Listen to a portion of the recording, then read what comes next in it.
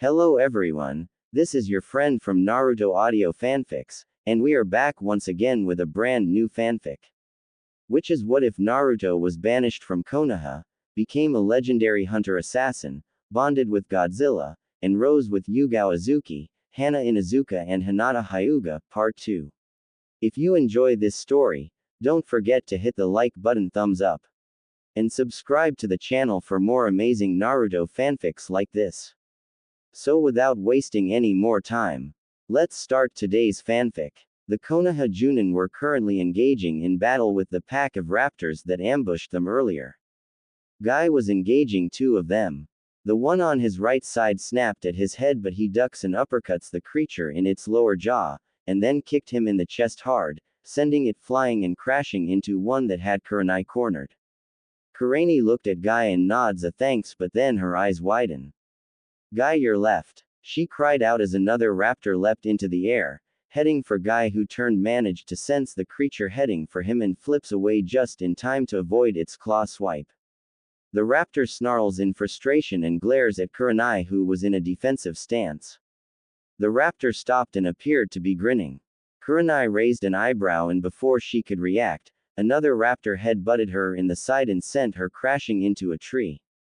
She groans and tries to get the stars out of her head. Her eyes widen in fear as a raptor appears in front of her with its mouth open and brings its head down. She rolls to the side to avoid having her head bitten off, but the raptor then leaps and lands on top of her and brings his open maw down on her again. Kurenai manages to plant her foot on its chest to stop the creature, but struggle to keep maw from ripping her face off. The raptor pushes itself forward while growling, and Kurenai adds more strength to her foot. Damn it, this creature is strong, she thought as saw saliva dripping out of its mouth and landed on the side of her face while she grimaces in disgust. Hiya! Yelled Anko, and the alpha raptor was seen flying towards the one that had Kurenai pinned.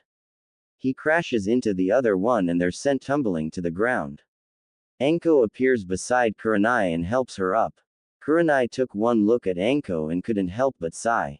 Her hair was a mess, her trench coat was torn up, and she had cuts, dirt, and slash marks all over. Her fishnet outfit was especially ruined.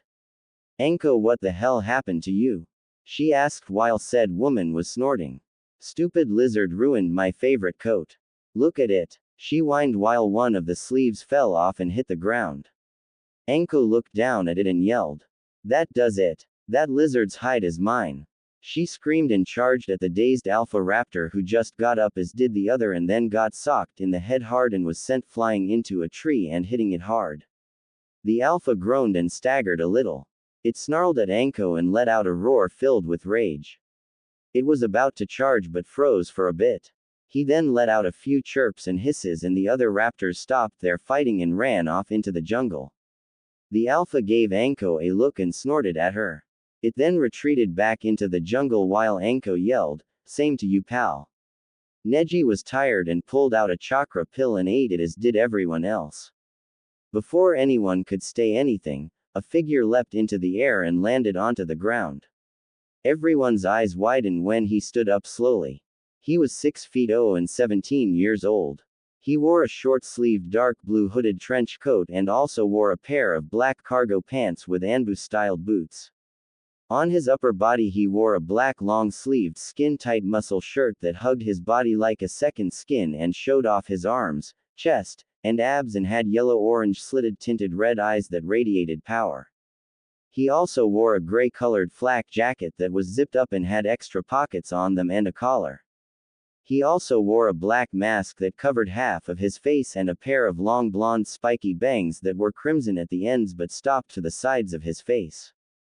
He also had on black fingerless gloves that had metal plates on them and also wore armguards on his arms.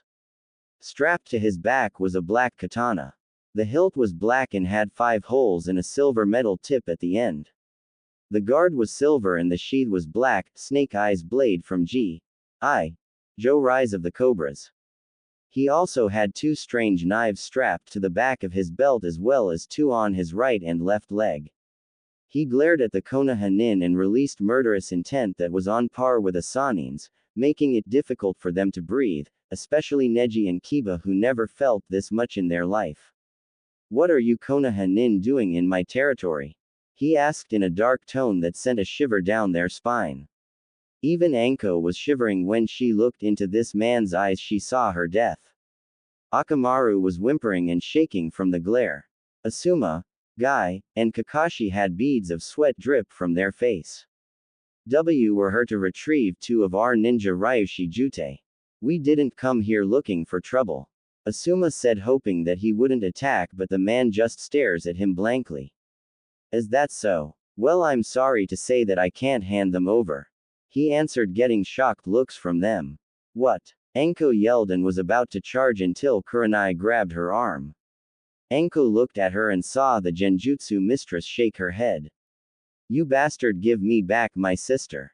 Kiba yelled and flexed his claws. Ryushi just looked at the Inuzuka and snorted. No, he said, making Kiba growl. What did you say? He snarled, releasing murderous intent on the bounty hunter who just laughs. Is that all you've got? Pathetic. I've faced pirate lords with more intent than the amount you're releasing, and I suggest you cut it off or I'll make you. He says as he cracks his gloved hand. Neji sees the look on Kiba's face and responds.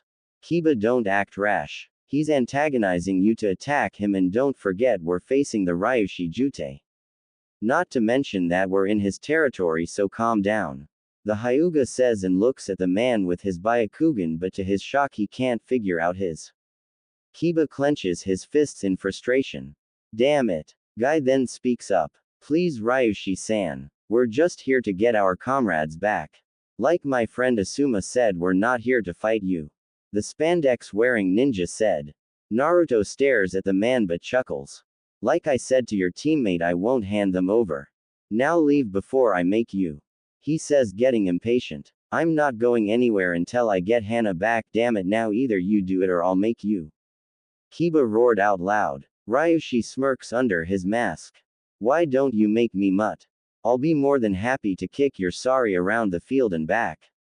He says. The Inuzuka's eyes flash with anger and he then charges at the hooded figure in a blind rage and ignoring the yells of the others telling him to stop.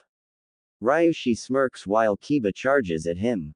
Kiba was about to strike him in the face until Kiba finds himself on the ground with his arms pinned behind his back and feels the cold sharp end of a blade pressed against his neck and freezes. You shouldn't let your emotions cloud your judgment, Konoha nin. It could get you and your comrades killed, said a feminine but dangerous voice.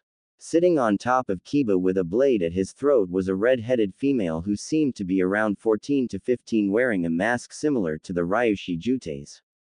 Her eyes were bluish-green and slitted. She wore a black cloak over a red and black ninja outfit, and strapped to her back was a katana in a red sheath. Asuma cursed at Kiba's actions. Kakashi was about to pull out a kunai and strike Kasumi with it.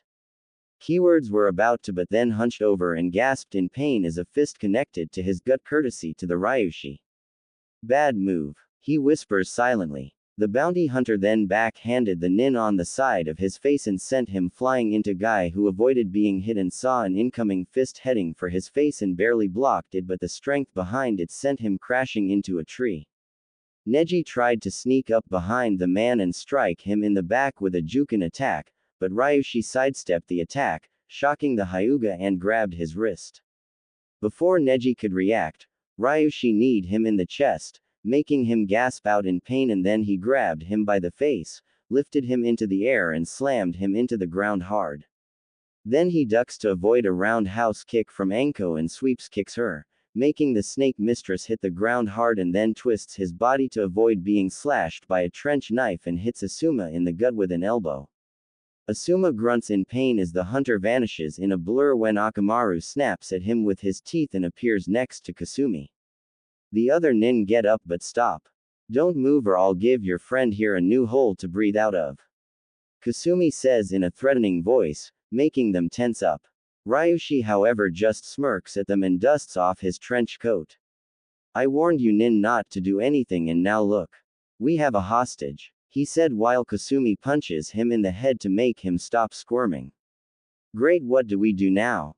Anko asks. Asuma sighs in frustration and glares at Kakashi. What the hell were you thinking trying to attack her? She would have slitted Kiba's throat and killed him before your kunai hit its mark. The son of the Sandame growled while the Cyclops flinches. Ryushi chuckles while looking at the nin. How about a trade-off? I'm willing to hand to Mongrel over, but you have to hand those two over. Ryushi says, pointing to Anko and Kurenai, getting a shocked look from the nin. What? Are you serious? Asuma asks, getting a nod from the nin. You two are Kurenai Yuhi and Anko Mitarashi, correct? Ryushi asks while the two women nod slowly.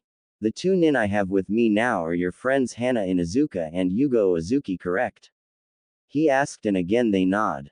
If you wish to see them, then you must disarm yourselves and come with us. The rest of you get off my lands. He said while the male's eyes widened. Why should we? Kakashi asks, getting another glare from Asuma. Ryushi's eye twitched and he growled. Because if you don't, I'll kill your friend here as well as the rest of you if you don't get the out of here, you stupid scarecrow. He growled, getting a sneer from Kakashi, who was about to speak again, but Asuma beat him to it. Shut up, Hataki. You're not making the situation any better. He yelled, making the copy nin zip it. Asuma lets out a sigh and looks at Kurenai and Anko. Disarm yourselves and approach him, but don't do anything. He orders, and they reluctantly nod and remove their weapons. They then walk toward Ryushi Jute, who pulls out two chakra-suppressing cuffs and puts them on the two kunoichi. Aibo, partner, toss the mutt to them. He says, getting a nod from the girl. As soon as she gets up, she kicks him between the legs hard, getting a girly scream from Kiba while the other males except the Ryushi wince. Gomen, sorry. She says, but not in an apologetic way, and tosses him to the male Junin while he holds his puppies in pain. Kasumi pulls out two blindfolds and puts them around their eyes. Can't have you knowing the location of our hideout, she says, and pushes them forward while Naruto stood in front of her eyeing the other nin. Kakashi looks at Asuma in shock and speaks. Asuma, you're not seriously gonna let them take Anko and Kurenai, are you? What if they? He starts to say, but Asuma glares at the man. We had no other choice because you tried to pull a sneak attack on that girl, Kakashi. We could have lost Kiba because of your stupidity, and I'm sure as hell not gonna explain to Sum why she lost two of her children. He replies, getting a pale look from the Cyclops. Now that they're gone, get the hell off my lands before I add your heads to my trophy collection. Ryushi demanded while his eyes glowed dangerously. Asuma motions them to retreat while Asuma stands there staring at the man. No harm will come to them, right? He asks while the nin nods. No harm shall come to them. I may be an assassin, but I'm not a cold-blooded murderer, and I'm a man of my word. Tell your cage to keep her pets on a leash, or else she'll find her ninja forces reduced in half. He says in a harsh tone and vanishes in a flash of yellow light, scaring the Junin. Asuma sighs and rubs his hair back in frustration. Tsunade-sama is not gonna like this. God, this sucks. He mutters and then shunshuns away. Meanwhile, a blindfolded Anko and Kurenai were being led through a dark tunnel in an underground lair by Kasumi, who had one of their hands in hers. So where the hell are we, Gaki? Anko asked, and a tick mark appeared on Kasumi's head. I may be a Gaki, but I can still kick your ba-chan, she said while Anko growled. I'll have you know I'm only 25 Gaki, she said while Kurenai sighs. Really? I thought you were at least 30. The redhead replied while Anko's face turned red and was about to retort until Kurenai spoke up. In case you haven't noticed, Anko, we're hostages with our chakra sealed, so please don't mouth off, she said, and Anko mumbles about smartass brats calling her old while Kasumi snickers. Just because you're hostages doesn't mean you're gonna get tortured. Even if you're Konoha nin, she said, getting raised eyebrows from them. Is that so? If you're not gonna torture us, what will you do? Anko asks, and Kasumi looks at her with an eye smile. First, I'm getting you some clothes to wear. You look like a hooker when you wear nothing but a shredded trenchcoat, a fishnet outfit, and a skirt. Anko's eyebrow twitched and Kurenai had to hold in a giggle that was about to come out. That stupid lizard ruined my coat, she mumbled. Raptor, Kasumi answered, getting their attention. A what? Kurenai asks. Those lizards you faced earlier were raptors and they're not lizards. They're actually the ancestors of the bird family. She said like it was no big deal, but Anko's jaw dropped. Are you telling me that I got my handed to me by an overgrown featherless turkey? She asked and Kasumi said one word. Yep. Anko hung her head down and sobbed quietly. Kurenai just sweat dropped and then asked a question. If I may ask, are Hana and Yugao okay?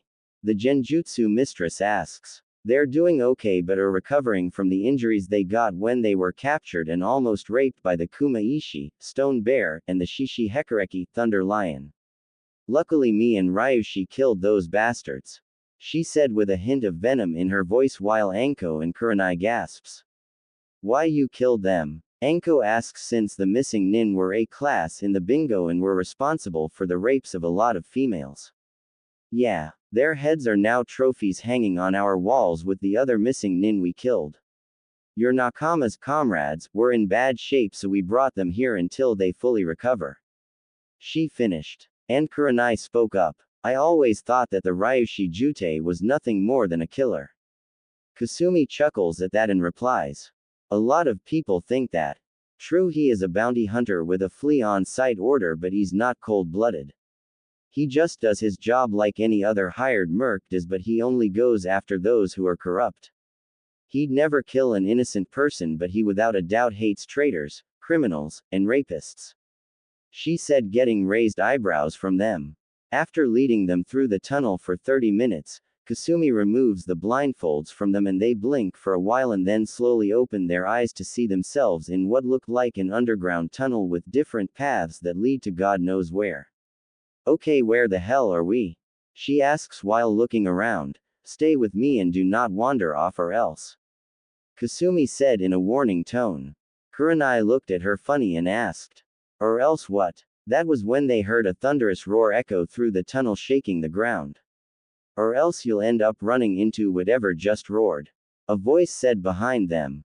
They turned around to see the Ryushi Jutei standing behind them carrying a dead wild boar over his shoulder with one hand. Kurenai and Anko noticed that his eyes were now a deep blue cerulean and were slitted and he wore his hood down, revealing wild, spiky blonde, shoulder-length hair that was similar to the Yondaime's. He then looks at Anko and raises an eyebrow. You should really start wearing clothes that aren't so revealing, Kunoichi-san. He says in a humorless, making Anko's face turn red. Shut up, she yelled while he shrugs it off. He removes the mask from his face, revealing a pair of canines that jutted from his upper lip. Both Konoha Kunoichi blush when they saw his face. Yondaime-sama, Kurenai asks while the 17-year-old rolls his eyes. Sorry, but I'm not him. Kasumi, take this to the preserver room. I'll escort them to where their friends are. Naruto says and tosses the dead boar to Kasumi, who catches it but grunts when she hefts it over her shoulder. Damn it, Aniki, why do you always kill the heavy ones? She cries out while he chuckles. Stop crying, you big baby. You know how our old man likes boar meat. He says and watches her leave but mutters about fathers with bottomless pits and brothers being smartasses. Naruto smirks when she disappears and places an arm on Anko's and Kurenai's shoulder, causing them to tense up but relax when gives them a small smirk. Calm down, you two. I may hate Konoha but I won't damn the innocent. Come with me and I'll take you to your friends. Ha says in a calm and gentle tone. Anko and Kurenai nod and try to hold in the blushes that were about to form on their faces while Naruto leads them further into the labyrinth. As they walked through the labyrinth, Kurenai and Anko kept glancing at the man who was supposed to be a cold-blooded killer who'd kill you if you were his target, but he hasn't given them a reason yet to be afraid of him. That's when Kurenai spoke up. Our Ryushi-san, that girl who escorted us into this place called you her Aniki. Are you two siblings? She asked and he nodded. Yes, she's my half-sister on my mother's side. He replied. Anko raised an eyebrow at what he said. Half-sister. So you both have the same mother but different fathers? Again he nodded. My biological father died the day I was born and no, I won't tell you who he was. And don't let her appearance fool you. She may be young but she is strong enough to handle 3 squads of Anbu level nin. Naruto replies while they look at him in shock and could tell that he wasn't joking. Wow. Anyway, how bad was Hana and Yugo's condition? Anko asks. Hana, I believe, had 3 broken ribs that punctured her left lung, a gash on the back of her head as well as a crack on the right side of her skull. Yugo had 3 broken ribs, a dislocated shoulder, and burns from a lightning jutsu. He says, and Kurenai gasps but gets a reassured look from the man. Relax, my Imouto managed to heal them, but they won't be fighting for a while. Naruto replies and they find themselves near a door that says recovery room. Well, here we are, he says and pulls out a key, then removes the cuffs that were around their wrists. Anko and Kurenai rubbed their wrists while Naruto opened the door and lets them walk in first. When the 2 kunoichi walked in, they saw a bandaged up Yugo and Hana in a bed petting what looked like a black and brown ferret and a 2-tailed fox that were cuddled up in their lap. Anko and Kurenai's eye widened when they saw their 2 friends were okay. Yugo turned her head to see Anko and Kurenai and her eyes widened in shock. Hana did the same and said, Anko. Kurenai. They asked. The next thing the recovering kunoichi knew, they were in a bear hug courtesy to Anko and Kurenai. You're both okay. Anko cried out while Yugo's face was turning purple as was Hana's. Anko-chan, please let go, my ribs are breaking. Yugo strained while Hana was struggling to breath. Air Kurena-chan. I need air. Hana chalked out. Anko and Kurenai noticed what they were doing and released them while smiling sheepishly. Sorry about that, we're just happy to see you're both okay. Kurenai said while Hana and Yugo smiled. Thanks, but try to show it by not crushing our ribs. Hana said while massaging her sides, making them laugh a little. Yugo noticed that Anko's trench coat was shredded and her fishnet suit had claw marks. The female swordsman raised an eyebrow and looked at her. Anko, what happened to your outfit? She asked, and Anko just looked at it and a small blush appeared on her face and she rubbed the back of her head. It's a long story, Yu-chan. Anko replied and looks at Ryushi. Speaking of clothes, you wouldn't have any to spare, would you? Anko asks while Ryushi pulls out a scroll, unrolls it, and in a puff of smoke, there was a black 2-piece bodysuit and a black trench coat. Sorry, but I don't carry women underwear on me, so you'll have to use the ones you're wearing. He said, but then noticed a blush on Anko's face and looks at her with a raised eyebrow. You are wearing underwear under your clothes, aren't you? He asks, and Anko just looks away from him, not saying anything. Hana's sweat drops, Yugo sighs, and Kurenai face faults at her friend's actions but then stands up glaring at the snake user. Anko. Kurenai yells out and the woman looks at her trying to look innocent. What? She says in an innocent tone. Kurenai starts to talk but just lets out a frustrating sigh and shakes her head. Forget it, I'd just be wasting my energy. She mumbles while Anko just grins. You know you love me, Nai-chan. She coos out while Kurenai looks at the Ryushi Jute. Would you won't hold it against me if I end up strangling my friend over there? She asks while Anko makes faces behind her back, getting a sweat drop from the hunter. Kurenai turns her head back at Anko, who again has the innocent look on her face. Kurenai's row twitched and was gonna go strangle her until she felt something rub against her leg. She looks down and sees a 2-tailed fox kid with crimson fur rubbing against her leg. The kid looks up at her with light pink eyes and yips. Kurenai just looks down at the fox and stares at her, but on the inside she was squealing kawaii. The genjutsu mistress smiles down at the fox, kneels down and scoops the fox up in her arms while the fox yips and starts to lick her face. Kurenai giggles as the fox continues to lick her. She then scratches her behind the ear, getting a purr from the fox. Anko was pouting at this. No fair, why do all the cute ones go to Nai-chan first? She whines while Hana and Yugo giggle at this. Naruto chuckles at this, then speaks up. I'm pretty sure you two are hungry, so I'll bring you some food back. He says and starts to leave. Kurenai was gonna object, but her stomach growled out loud, causing the ruby-eyed woman to blush in embarrassment. Anko snickered and felt something on her shoulder. She looked and saw a black and brown ferret that squeaked and licked her face. Anko squealed and hugged the furball, nuzzling her cheek against it. She's so kawaii. The snake mistress squealed while the other's sweat dropped at this. Kanahagakure no Sato Hokage Tower. What did you just say, Asuma Sarutobi? Tsunade yelled from her now destroyed desk that was nothing more than firewood. Shizune was curled up in a corner, trembling like and holding a trembling tauntaun in her arms and close to her body. Asuma was now gulping and sweating like crazy as he saw the murderous look in Tsunade's eye. The Ryushi Jutei has Kurenai and Anko Hokage-sama. If we hadn't handed them over, then his partner would have killed Kiba and us as well. As the leader of the mission, I had no other choice but to do as he said, not to mention that he temporarily disabled Guy, Kakashi, and Neji without even trying. He also told me to tell you to keep your ninja in check or he'll see to it that our forces are cut in half.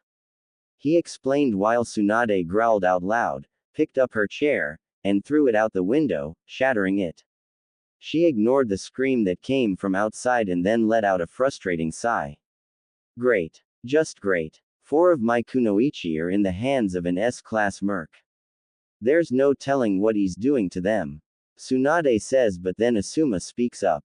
Actually, Hokage-sama, I don't believe the Ryushi Jutei will harm them.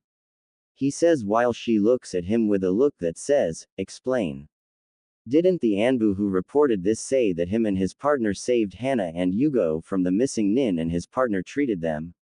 If wanted to kill Hana and Yugao, he would have done so a long time ago. He responded while the last Senju looked at the wall and sighs again. True, but what about Kurenai and Anko? They're now his captives and I can't send any more ninja. He'll weaken us and that'll give villages like Iwa an opportunity to attack us. Can this get any worse? She groaned out, and that's when an Anbu appears kneeling down to the leader of the village. Hokage-sama, the council wishes to speak with you. He says and shunshuns away while Tsunade smacks her head. Why do you hate me, Kami-sama? She asks and walks out of her office. Council chambers. 20 minutes passed while the council members were arguing about what happened. Tsunade heard enough and slammed her fist onto the desk. Shut up. All of you. She yelled and they did. Tsunade lets out a sigh and Sum speaks up. Hokage-sama, we need to deal with the Ryushi Jutei now. He has my eldest daughter as well as 3 of our kunoichi captive. Who knows what he's doing to them? She cried out. Yasha just snorts at this. I don't see what the big deal is. They can be replaced. The Haruno matriarch says, but ends up getting a glare from the clan heads, especially Sum, who wanted to rip her apart. I dare you to repeat that, Haruno. Sum snarled while the woman paled. Yasha, shut up. I didn't ask for your input. Matter of fact, the civilians and elders leave. This is a shinobi matter. Tsunade says and ends up hearing them whine and protest to this until Tsunade punches the table. I said get thee out.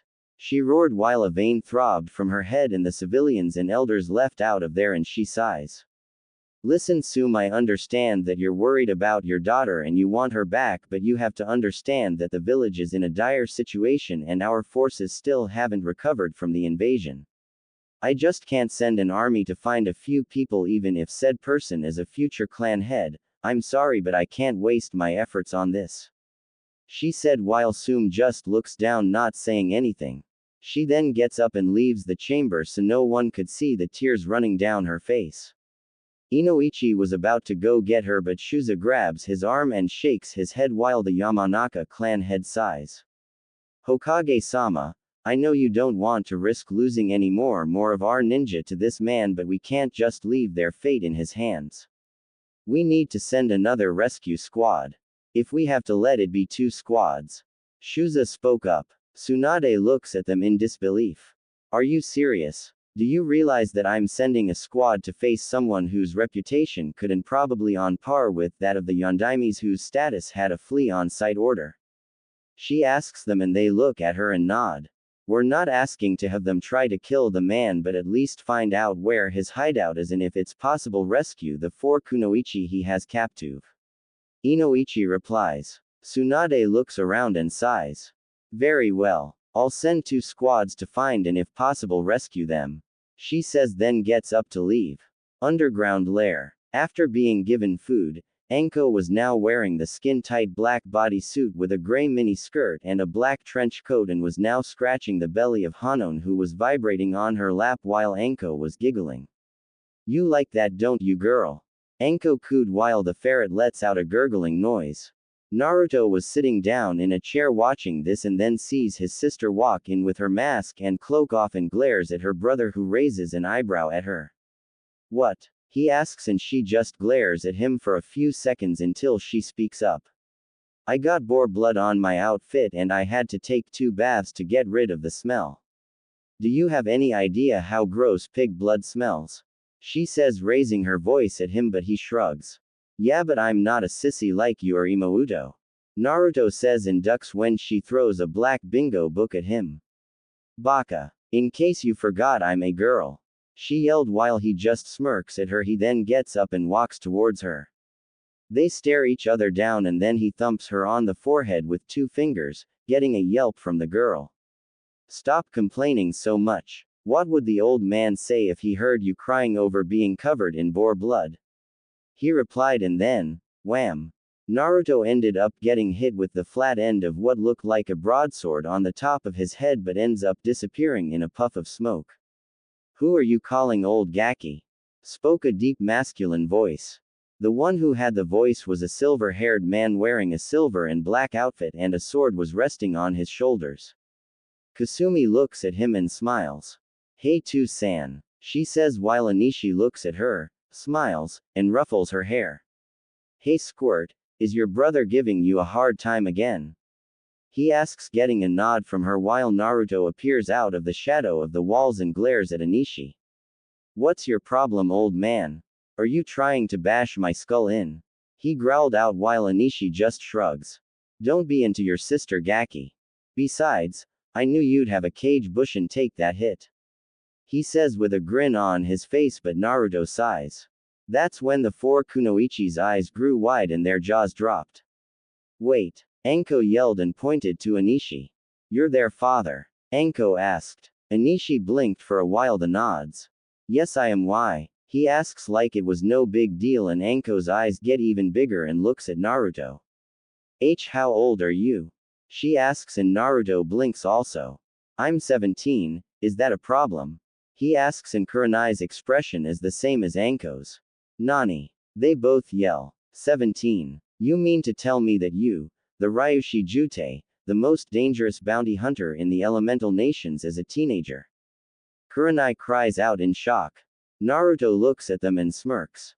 Yes, I am a teenager, so what's the problem? He asks, and they just gape like fish. Kasumi looks at them and giggles. I don't see what the big deal is. I can take on 2 squads of Anbu level nin and not get winded. She says. Anko and Kurenai turned their heads so fast, you'd think they'd snap. Kurenai cries out while Anishi chuckles. Anko, however, scoffs. Yeah, right, Gaki, like you could take on Anbu level ni, she said, only to feel a knife pressed against her neck, and Kasumi was behind her with a smile on her face but was releasing killer intent, making Anko shiver a little. I would appreciate it if you didn't call me a Gaki or underestimate me.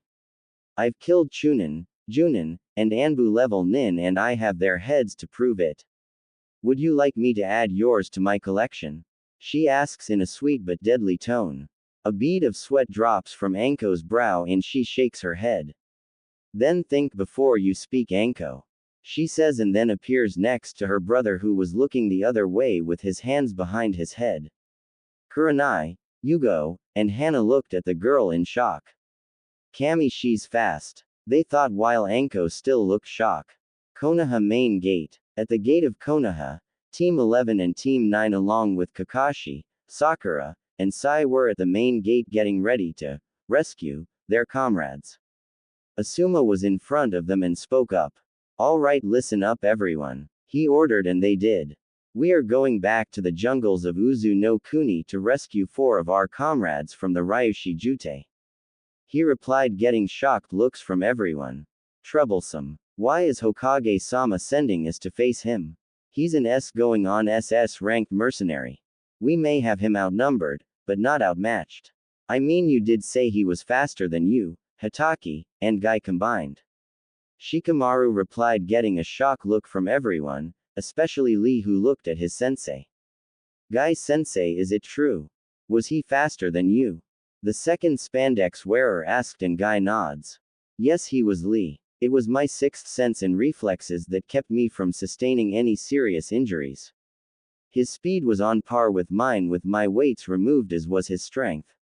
I don't even think he was fighting us for real, he said, making the rookie's eyes widen, and Neji decided to speak as well. It's true. He took me down with only 2 hits, even though I attacked him from his blind spot. Choji's eyes widen. So we're basically facing someone who's stronger and faster than our senseis? He asks, and Asuma nods while Shikamaru muttered, troublesome. I'm gonna be honest with you. We're facing a hired assassin and hunter that make our Anbu and Hunter Nin look like amateurs. We have no idea what type of techniques he knows, so we have to stay on our toes with this guy. That, and he has a partner who could be on our level. We need to fight as a group and not get distracted by anything. One small mistake can result in all of us getting killed, he said in a voice that meant business. The rookies nodded while a few gulped. And one final thing. There are creatures in that place that none of you have ever seen, so be extra careful. Now let's move out. He orders, getting highs from them, and they move like blurs out of the main gate and head for Uzu. Question is, will they all make it out of the place alive? Kurenai was currently helping Yugao back into the bed, and Hana was currently sleeping with Benihime sleeping on the end of her pillow. In the underground lair, the sound of swords clashing can be heard. Anko and Kasumi were in an underground dojo watching Naruto and Anishi engage in a kenjutsu battle. Anishi was using his claymore while Naruto was using his okatana. Sparks were flying everywhere as the two swordsmen performed a series of thrusts, slashes, and parries. Naruto does a horizontal slash at Anishi's chest, but he blocks it with the flat side of his sword, and he takes a swing at Naruto's head. The blonde ducks and ends up losing a few strands of hair. Anishi does a downward slash and Naruto rolls away. Naruto the lunges at the man and swings the okatana, and Anishi does the same. Their blades clash for a while, then they perform several slashes at each other, which were all met by cold steel. They clash one more time and were adding more strength to their weapons. Their blades grinded against each other, and the two warriors were grunting and staring each other down. The blades started to glow orange on the edges, and Naruto grins at the silver-haired man, who raises an eyebrow. Naruto then breaks the stalemate and pushes Anishi and the claymore back. He then kicks Anishi hard in the chest and sends him flying backwards and hitting the wall. The man lets out a grunt, and when he tries to move forward, a blade was pressed against his neck. Naruto was in front of him grinning. Anishi sighs and drops the claymore. I yield, kid, he says, and Naruto removes the blade from Anishi's neck and sheathes his sword. That now makes it score 72-68, with me ahead by 4. Naruto asks, and Anishi scoffs. Whatever, Gaki. Oi, Kasumi-chan, you're up next, he says. Kasumi nods and grabs her sword. Naruto walks out of the dojo with Anko following behind him.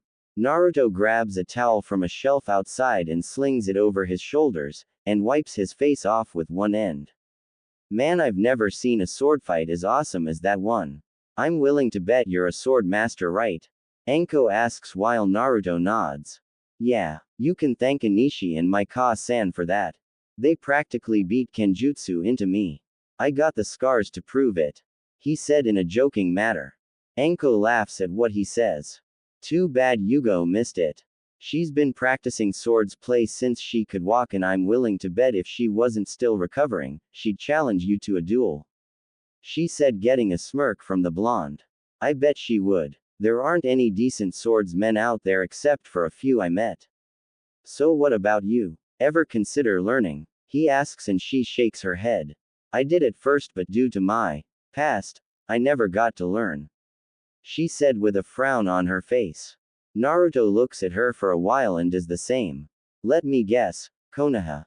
He asks, and she lets out a sigh and nods. Yeah, unfortunately my so-called home turned against me when my former sensei decided to go rogue.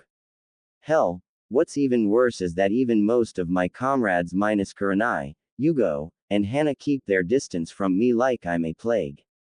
Maybe I should have left when they banished the Uzumaki kid. Naruto raised an eyebrow at this. So you don't hold any love for your village? He asks and she lets out a frustrating sigh. No, not after all the bullshit I had to go through. If I could, I'd throw this stupid headband on the ground and spit on it. She said, pointing to her forehead. Then why don't you? He asks, making her stop in her place and look at him like he was crazy. Naruto stops and looks back at her. What? Anko's face then gets serious. And have Hunter Nin hunt me down and having to look over my shoulder for the rest of my life. Not what I had planned for my future, if I had one. She mumbled and Naruto lets out a sigh and rubs the back of his head. Why not stay here? He asks and her eyes bulge out of her sockets. Are you serious? She asks and he nods. Yeah, this place is mostly jungle. No ninja would be crazy enough to face the creatures in the wilderness here, and plus, this is my territory and if you were under my protection, people would think twice about harming you. He said, and she thinks about the pros and cons of the offer. Sure, she'd be away from the glares and insults, but what about her friends? How would they react if she became a nuke nin? He saw the looks of confusion on her face and places a hand on her shoulder. If you're wondering about your friends, then I'll offer them the same. I'm pretty sure they'd accept your decision if they were truly your friends. Besides, don't friends look out for each other? He asks and then walks away from her while she just stands there and thinks about what he says. Recovery room. Hana, Yugao were sitting in their bed eating what looked like stew from a bowl while Kurenai was sitting on a chair eating hers. The door then opens and they look up to see Anko with a look of confusion on her face. Hey Anko, what is it? Kurenai asks and the snake user sits down in another chair and looks up at them. I'm just confused right now, Kurenai. Anko says and the red-eyed woman blinks for a while. About what? About Konoha. I'm starting to have second thoughts about that place. She says, making all three kunoichi's eyes widen.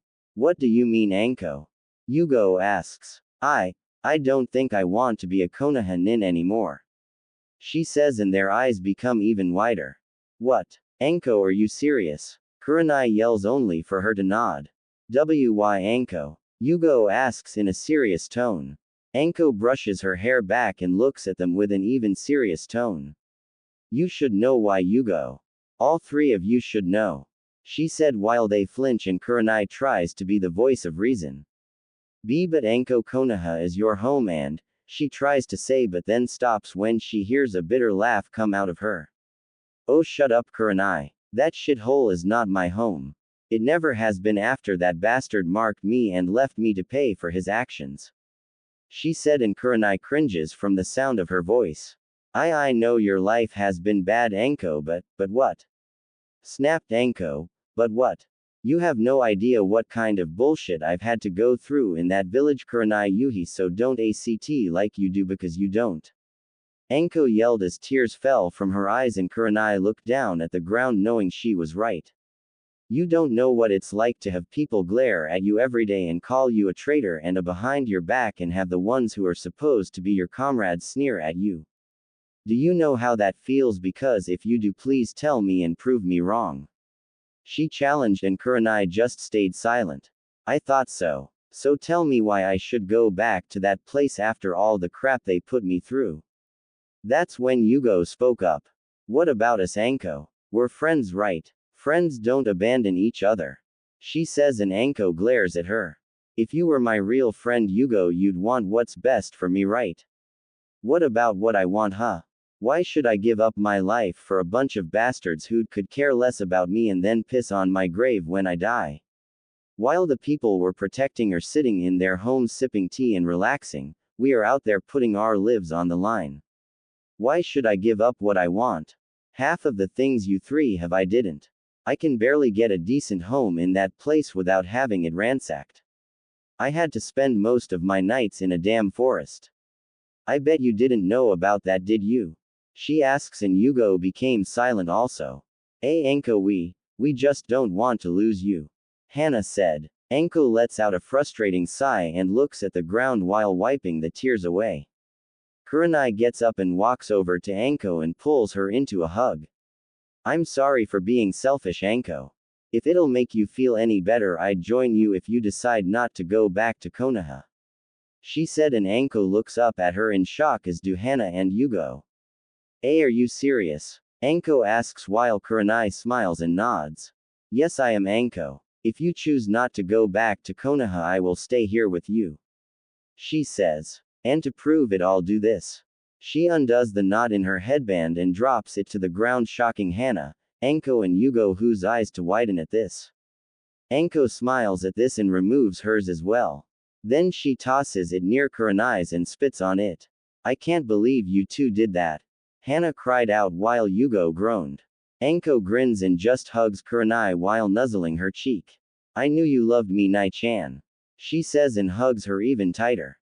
See, can't breathe, Anko. Kurenai strains out while turning blue. Anko lets her go and looks at Yugao and Hana. What about you two? Want to join us? Anko asks. Yugao and Hana look at them. Yugao can join, but me, well, I can't. Hana said with a downcast look on her face. Oh yeah, your clan. Well, I'm sure we can work something out. Anko says with a grin on her face. The door opened and a red-haired woman walked in and blinked when she saw Kurenai and Anko. Kur-chan. Anko-chan. What are you two doing here? She asks, and both Kunoichi froze and turned their heads to see their sensei looking at them with a raised eyebrow. Kushina-sensei? Kurenai asks while Anko's eyes grew watery. Kushina smirks at them and crosses her arms. Well, isn't this a surprise? All three of my students are here. The three of you have grown into strong Kunoichi just like I knew you would. She said, but then was tackled by a purple blur. Sensei. Anko cried as she hugged Kushina with all her strength. Kushina let out a grunt but returned the hug while Anko sobbed on her shoulder. Sensei, where have you been all this time? I thought you died during the Kyuubi attack. She asks while Kushina rubbed her back. It's a long story, Anko-chan. She says. Anko lets go of her while wiping her face with her sleeve. Kushina then looks over at Kurenai, who was getting up, and walks towards her sensei.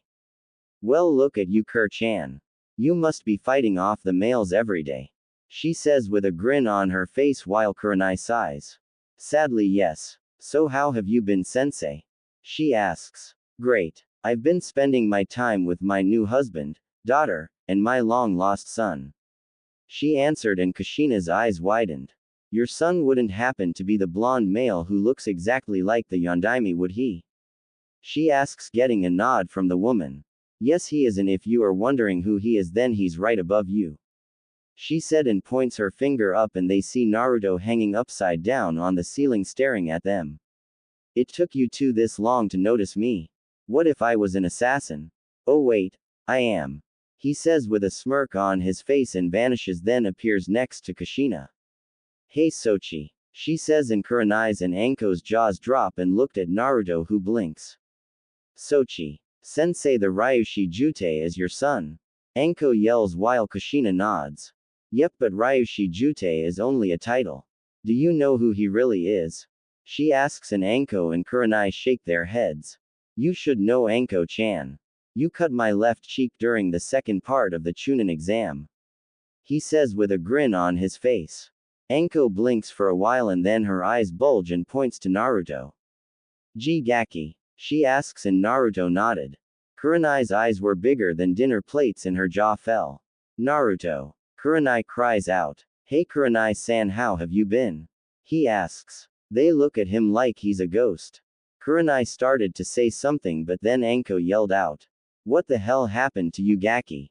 You went from a loudmouth orange wearing shrimp to this. She says while Naruto looks at himself and shrugs. Meh, I hit a growth spurt when I turned 14. That, and I finally got to eat something other than ramen and expired food. He said while they flinch and curse Konoha. Man, imagine the reaction on Konoha's face when they find out that you are the Ryushi Jute. What's next? You're the son of the Yondaime. Anko asked with a cheeky grin on her face. While Naruto blinks and looks at her. Actually I am, he says and Kurenai's jaw drops. See, he's also the son of the Yandai. Wait, what? Anko screams out while Kushina laughs at their reactions. Come on Anko, I'm practically a carbon copy of the man, though I doubt those idiots would believe it's saying the demon brat is mocking us by looking like the Yondaime. He says while the four sigh at this. Don't even get us started on those civilians and elders on the council. It's their fault Konoha is in the state it's in. Speaking of fault, Kurenai, tell them what you did to Cyclops when he bad-mouthed the Gaki. Anko says with an ear-splitting grin on her face. Kurenai's eyes widen and she blushes while rubbing her arm. I didn't do anything major. She mumbled, not wanting to be the center of attention because Naruto and Kushina were looking at her. Nothing major. Ha. Asuma told me how you bitch slapped Kakashi in the face twice and slammed him into a wall in the Hokage's office. Then you cursed the man out and ranted about how much of a failure he was for saying you had no talent as a ninja and didn't deserve to be one. It took both Asuma and Guy to pry her off the man and from choking the baka to death. She then spat on him and called him trash and stormed out of the office. Not once in my life have I seen Kurenai so angry. I thought I saw the Shinigami hovering over her head when I went to talk to her. Anko finished and Kushina looked at Kurenai with a shocked look on her face. The red-eyed woman wanted to strangle Anko right now. Yugao and Hana were covering up their mouth trying not to laugh while Naruto grinned and appeared next to Kurenai with an arm wrapped around the woman grinning like a Cheshire cat. I didn't know you cared Kurenai-chan. I feel so happy, he says in a teasing tone and hugs her with one arm, making the woman blush at the contact. Oh my Kami, he's hugging me. And his muscles feel so gray. No. Bad Kurenai, he's 17 for goodness sake. But what if he's into older women? No. Don't think that, she ranted in her mind. Kushina saw this and a gleam appeared in her eye.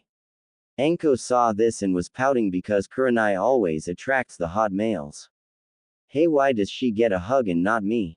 She whined while Naruto looks at Anko and smirks. You might try to cope a feel on me, he says, making her sputter. I will not, she cries out. You're lying hubby-chan, he says, making her brow twitch and turns away from him in HMPHS.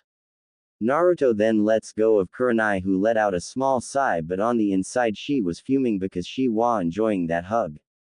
Naruto then walks behind Anko and wraps his arms around her, making the woman tense up and then whispers something in her ear. Everyone watches as Anko's face glows red and she starts to giggle like a schoolgirl. He then lets go of Anko and walks back to her mom, who was shaking her head.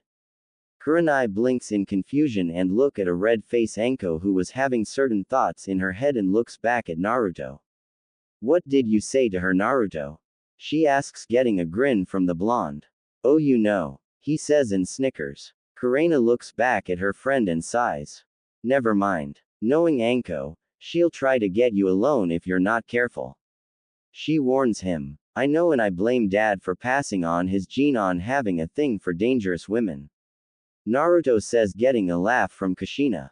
It's true. I was the only female aside from Sum who scared Minato. She responded and then heard the door open. They turned their heads to see Anishi carrying Kasumi on his back with her right ankle wrapped up in bandages. What happened to her ankle, Anishi-kun? Kushina asks while the man sighs. She sprained it trying to do a counter-attack. Kasumi was wincing in pain and cursed. Sweet Kami, it hurts, she says while Anishi chuckles and sets her down on the couch and places her right leg on one of the pillows. Just stay off of it for a while, squirt, he says, and she nods while laying our head back. Benihime ran into the room and leapt onto the girl's shoulder and licks her cheek, making her giggle and scratch the fox behind the ear.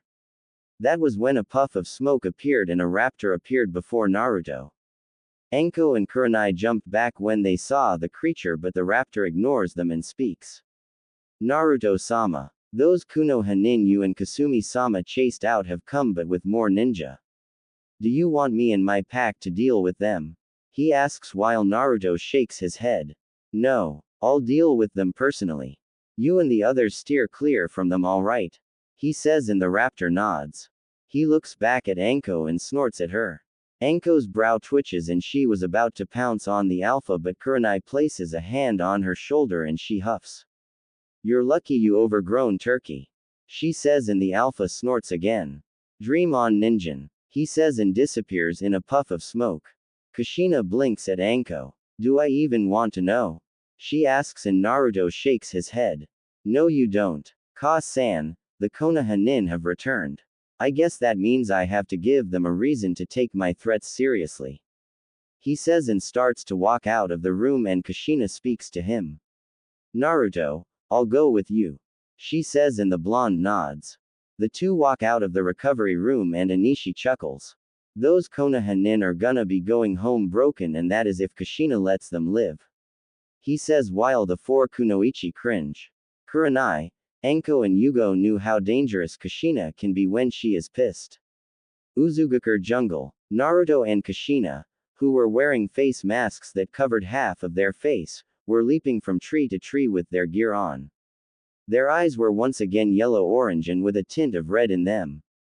They're not too far, Ka-san, and it seems there are more of them. Most of them are former friends though. I know. That bastard Kakashi is with them. I'm gonna break that traitor in half. She says and clenches her fists. Not if I do it first. Naruto says, and they increase their speed. The Konoha nin were also leaping from tree to tree, with Neji keeping a lookout for the Ryushi Jutei and his partner. They then land in a clearing and start to run across the field. Neji suddenly stops, as do the others. Neji, what is it? Asuma asks, and the Hyuga frowns.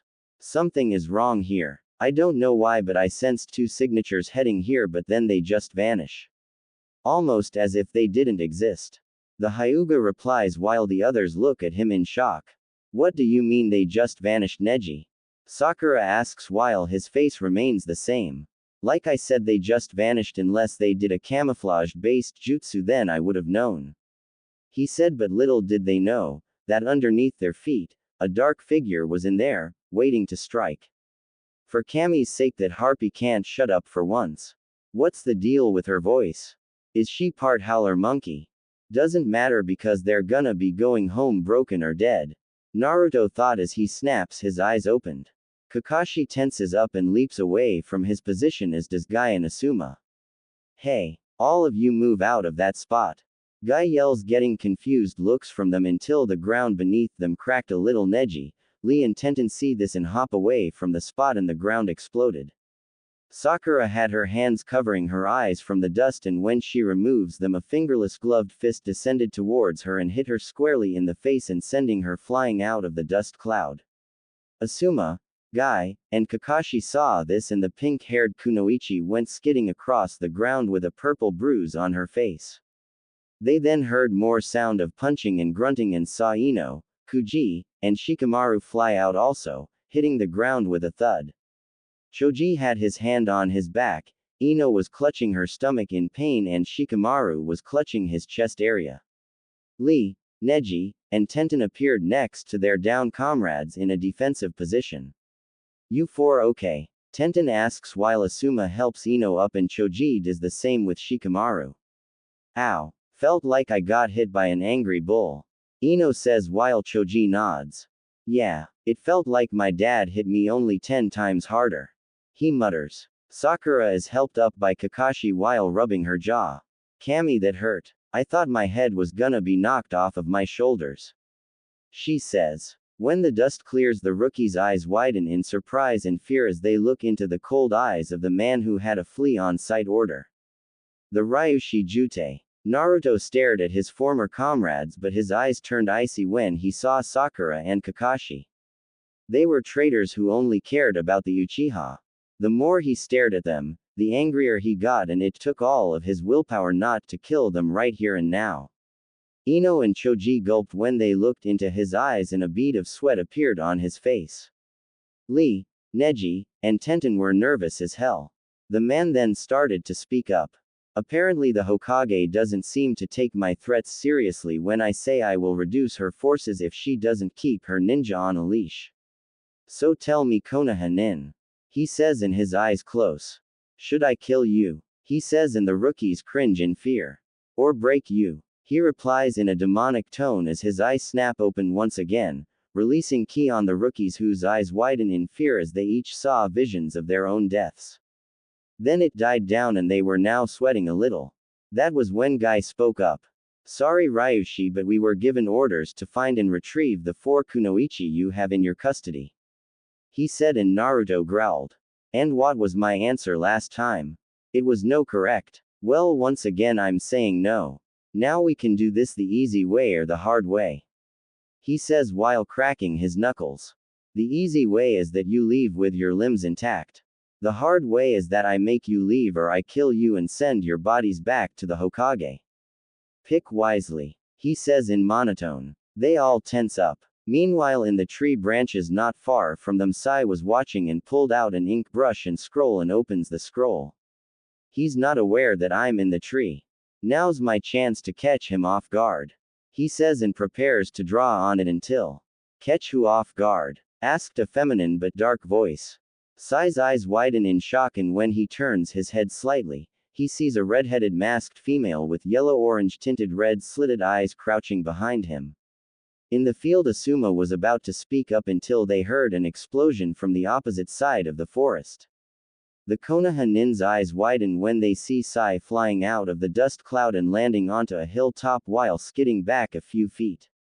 Kushina appears near his face and before he could react he was kicked in the chest hard and was sent flying towards the Konoha nin. Choji holds his hand up and it expands. Choji catches the ink user and sets him down. Kushina appears next to her son and glares at the Konoha nin. How dare you scum enter our lands? Who do you think you are? She growled out while they cringe at her gaze.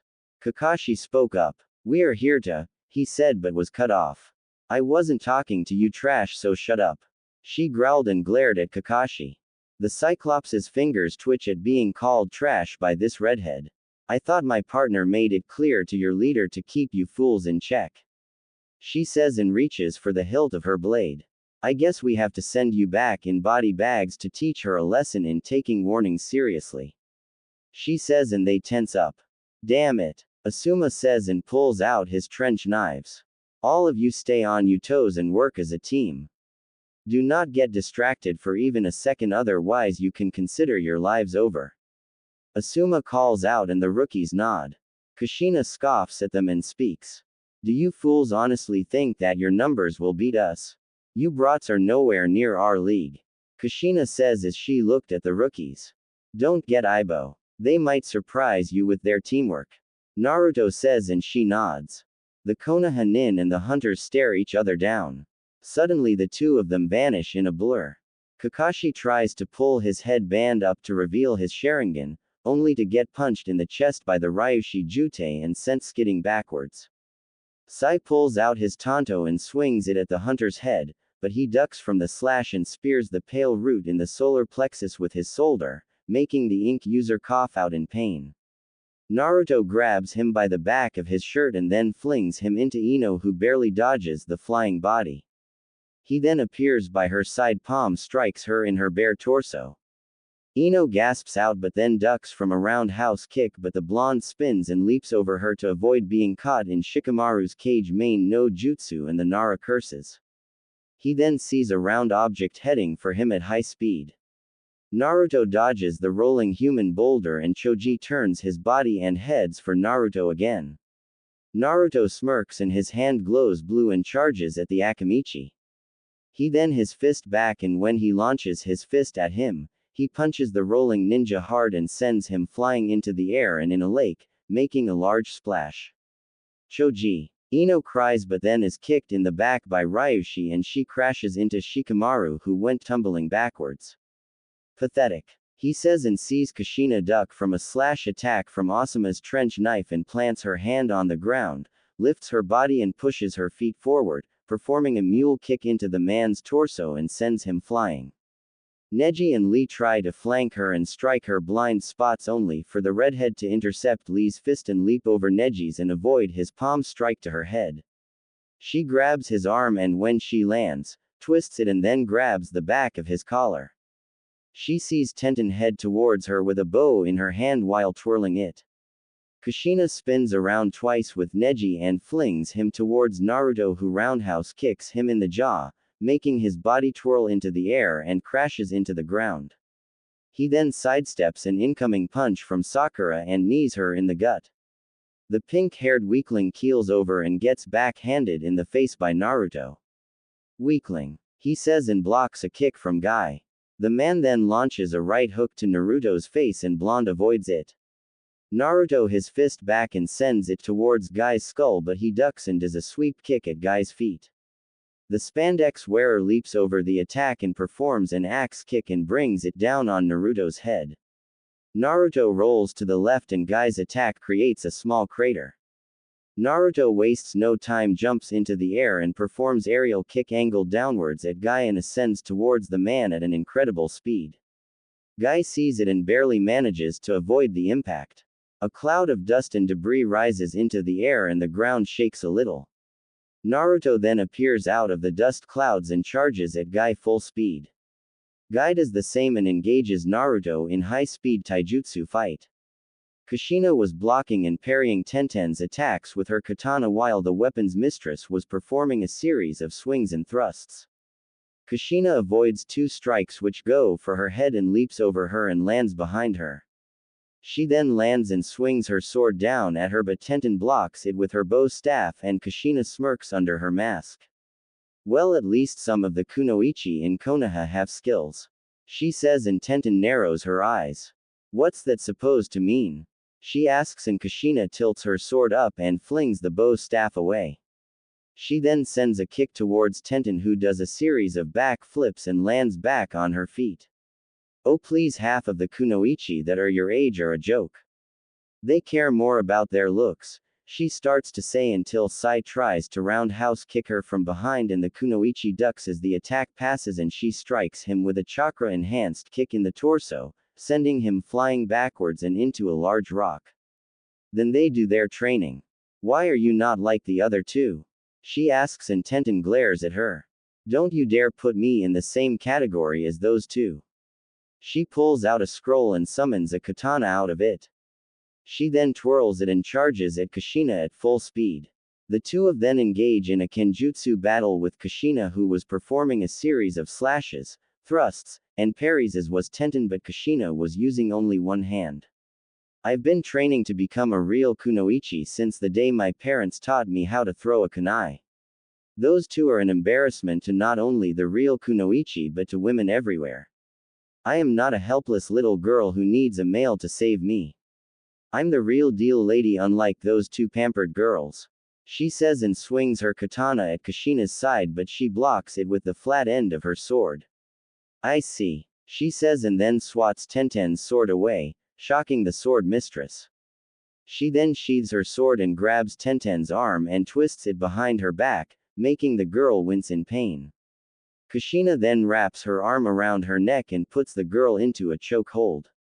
Tenten lets out a gurgling sound and grabs Kushina's arm and tries to pry it off, but her grip was too strong. You are strong, but you have a long way to go before you're at my level, Tenten Higurashi. She says, and her eyes widen. How do you? She started to say, until Kushina releases her neck and arm and then kicks her away and then stops an incoming kick from Lee and a palm strike from Neji by grabbing his wrist and Lee's ankle. She then smirks and starts to spin while swinging the shocked taijutsu user around the air.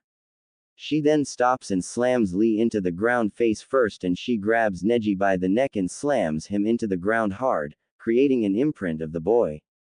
Nice try, she says. She then hears a bone-shattering punch and a scream at Naruto's direction and sees Kakashi get punched in the ribs by a chakra-enhanced punch and then keels over from having 4 of his ribs broken. Naruto kicks him squarely in the jaw and he hits the ground face first. Asuma sends a right hook at the blonde hunter, but then the hunter blocks it with his palm and strikes the man in the side with an elbow. Guy swings a right hook at his face, but Naruto crouches down and plants his hands on the ground. He pushes his lower body forward with his legs spread out and locks them around Guy's waist, shocking the man. Naruto smirks under his mask and then he twists his lower body and swings it around with Guy still locked in his legs and he then flings the man at Asuma and they are sent tumbling through the grass. He then sees Choji in the air with his arms expanded and he comes down performing a hammer fist at Naruto who leaps back as the move creates a small crater.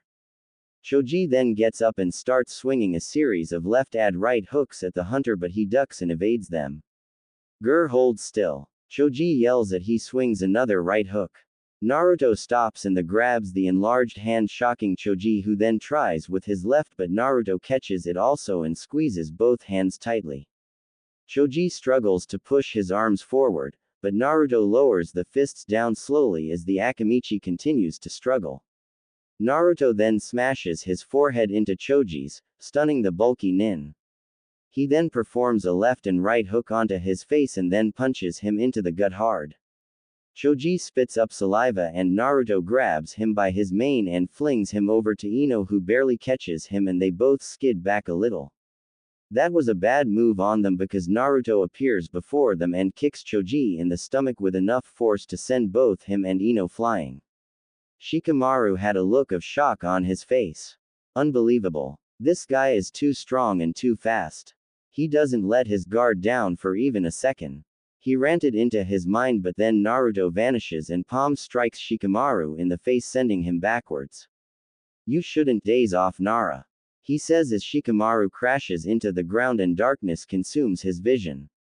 Kushina is seen holding a struggling and squirming Sakura in the air by her throat. TCH. Are you even a real kunoichi? Look at you, you're so pathetic. She says and adds more pressure into her hand squeezing the pink-haired girl's throat even further. It would be an insult to kill my clan to kill a weakling like you. I wouldn't even feed your corpse to my summons. She then throws Sakura with enough force to send her crashing into Sai who lets out a grunt. Naruto then appears next to his mother with a bored expression on his face. Neji and Lee struggle to get out of their imprints in the earth. Tenten was rubbing her sore back and Kakashi was now clutching his left side. Asuma and Guy were panting heavily and had bruises on their faces. Damn it. We can't fight them like this. They're too strong. We have no choice but to retreat. Asuma says and Guy nods. Yes. I agree. He says and Kakashi just grunts out a hi. That was when Naruto decides to speak up. I suggest you leave now while your limbs are still intact with your body's Konoha nin. This is your last and final warning. Next time I will kill you and your heads will be mounted on my wall. He says getting looks of horror from them.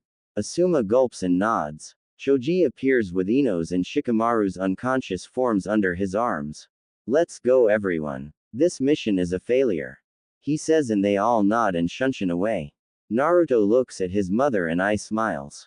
Well, that was fun. I got some exercise from kicking their asses, he says while Kushina smiles back. Come on Sochi, let's go back. She says and they shunshin away. Underground compound. Kasumi was talking to the four kunoichi about the times when her, Naruto and their parents traveled around the elemental nations hunting missing nin and meeting new people. Anishi was sleeping on the couch with a Playboy magazine covering his face. The four kunoichi were amazed and Anko spoke up. So Kasumi, when did you get your first kill? She asks and Kasumi thought about it. I was 8 when I got my first kill. I killed a chunin from Takigakure. She says and their eyes widen. How did you take it? I'm killing another person at that age. Kurenai asked and the redhead sighs. I lost my lunch and cried for a while. Tu-san told when I reacted that way it means I felt remorse for killing another person and didn't enjoy it. Let me ask this. Why would you three leave your village for Naruto? She asks. Yugao, Kurenai, and Anko look at her and think for a while. That's when Anko spoke up. To be honest with you Kasumi, it's because Konoha has fallen from grace the day the Yondaime died. It's become dirty and rotten and worse, the Hokage is not as powerful as we all thought. The civilians and elders have taken most of the Kage's power over the village and are now deciding the fates of our comrades. They don't care about us. They only care about themselves and power, and I will not stay in a place that won't give a damn about my life. I say to hell to Konoha. I'd rather be a missing nin. Anko answers. Kurenai and Yugao nod at her response while Hana sighs. I wish I can join you, but then I'd be a disgrace to my clan. I don't know what to do. Hana says that was when Naruto walked in with his gear off, as did Kushina. She sees Anishi snoring on the couch with a magazine on his face. She looks at it and her eye twitches. She then walks over to the silver-haired man and removes the magazine from his face. She then leans over and kisses him on the lips. Anishi opens his eyes slightly and wraps an arm around her back and deepens it. The four kunoichi look away. Kasumi covers her face with a pillow and Naruto rolls his eyes and looks the other way. After kissing for 10 minutes, they stop and Kushina pushes herself off her husband while he smirks when he gets a look of her cleavage. Hey Shina-chan, he says. She just smiles and grabs his hand, pulling him off the couch and heading out the door with his hand in hers. Oh, where are we going? He asks and she looks back at him with a seductive look on her face. To make me happy, she says as they exit the room. Kurenai's, Anko's, Yugo's and Hana's eyes widen but still have their heads turned. Kasumi was mumbling words into her pillow and Naruto's brow twitched. Okay, I did not need to know that. He mumbles. Anishi has a shocked look on his face, but then a huge grin appears on his face and he then picks her up bridal style, getting an eep from her. I'm gonna make us both happy, he says with a perverted grin on his face, and he shunshions him and his wife to their private room. Scene. 10 minutes later, Anishi and Kushina were in the bed with only their underwear on, making out with their clothes all over the floor. Kushina was on top of Anishi's masculine form, straddling his waist and tongue wrestling with her lover. Her arms were wrapped around his neck and he had his hands wrapped around her waist. Anishi felt his friend poke Kushina in her well-toned stomach and he pulled her even closer. She then stops and removes her lips from his and she feels his member poke her torso. She looks down at the tent in his boxers and a smirk appears on her face. Someone is getting happy, she says, and he smirks back and presses his forehead against hers. Why don't you be a good girl and make me even happier? He says as he trials his hand up and down her bare back, making her shiver in excitement. Oh, I'll make you happy, alright, she says and starts to move down and kissed his chest and abs, which had a few scars from the battles he's been in. Anishi watched as she stops to his waist and then place her hand on the slit of his boxers and opens it slowly. His member pops out and a huge grin appears on her face. She then moves down towards the head with her mouth opened and tongue out and she takes half of it in. Anishi moves his head back. Oh Kami, he says as he felt Kushina's breath, saliva, and tongue give his manhood a sensational feeling. Kushina was bobbing her head up and down while making sucking noises. Anishi's breathing became faster as Kushina kept doing this. She then stops and lets her tongue move around his to increase the sensation he was getting. Oh Kami, I'm almost there, he mumbles. This kept on for a while until Anishi lets out a grunt and releases into Kushina's mouth. Kushina swallows his seed and licks the remains off his member and pulls herself off. Anishi's eye becomes slitted and he sits up and Kushina's eyes widen at the lustful grin on his face. They then switch places and he pulls down Kushina's panties. He then rubs her, getting a moan from the woman, then sticks his fingers inside her, making her gasp in pleasure. Her womanhood becomes wet and she starts to get hot. He then positions his near her wet womanhood and then plunges it inside of her. Kushina's eyes widen and she bites her lower lip to stop from screaming. Anishi starts to thrust into her repeatedly and her eyes start to roll back into her head. He keeps this up until he stops and then forces his entire member into her. Tears fell from Kushina's face and a sob escapes from her mouth. Anishi lets out a grunt as he increases the pace. Anishi-kunai, I'm coming. I'm coming, she cries out and Anishi moves his pace even faster. Come on Kushina, you're almost close, he says, and that was when they released. Anishi, Kushina. They both cry out. They were both panting and sweating hard and they looked into each other's eyes. Inside of a cave were 9 shadowed figures and each of them were wearing black cloaks with red clouds on them. They were standing in a circular pattern until the one with the ripple-like eyes spoke up. Zetsu, were you able to find out anything about the Kyuubi Jinchuriki? He asks, and the half-man half-plant shook his head. No, leader Sama, the location of the Kyuubi vessel is still unknown. We have searched every part of the nations for his location, but it seems it was all for naught. After his banishment from Konoha he just disappeared. Zestu explained while the man's eyes narrowed. So he just disappears without a trace. It's possible he's hiding knowing that we are after his Biju. Kisame says while Itachi remains quiet. This will take our plans back a little, yeah. Deidara says, and the hunchback next to him scoffs. You think? Without the Kyuubi our plan will not succeed, and I hate to wait. The hunchback says. A figure with green eyes spoke up afterwards. Sasori, stop your complaining. If Kisame and Itachi had gotten the vessel back, then we wouldn't be in this situation. He said while Itachi and Kisame glared at him. Shut up, heart stealer. We would have gotten the brat if Jiraiya hadn't showed up. We were no match for him since he is the strongest of the Sannin and would have killed us even if more of us showed up. The shark man growled. Heisa, you just ran away like a bunch of. Pathetic. If it were me, I'd sacrifice that old shit to Jashin-sama. A man with purple-red eyes said. Watch your mouth, Hidan, before I shave you with Samahata. Kisame threatened, and Hidan was about to retort until Pain flared his chakra. Enough. Despite the setback, we'll still continue with our plans. Deidara, Sasori, you are to head to Suna to capture the Ikibi container. The rest of you have your Biju to capture also. The Kyuubi container will be the last we go after if we manage to find him. You are all dismissed, he says, and the 7 members vanish. Konan looks at her partner and speaks. This isn't good, Pain. With the Kyuubi's disappearance we can't complete. I know, Konan, but until the boy shows himself we can do nothing. He says, and they also vanish from the cave. Uzumaki underground compound. Naruto was in the armory sitting in a chair sharpening the metal head of a spear with a smooth rock. After doing that for a few minutes he looks at the throwing weapon and analyzes it, looking for any scratches or chipped edges.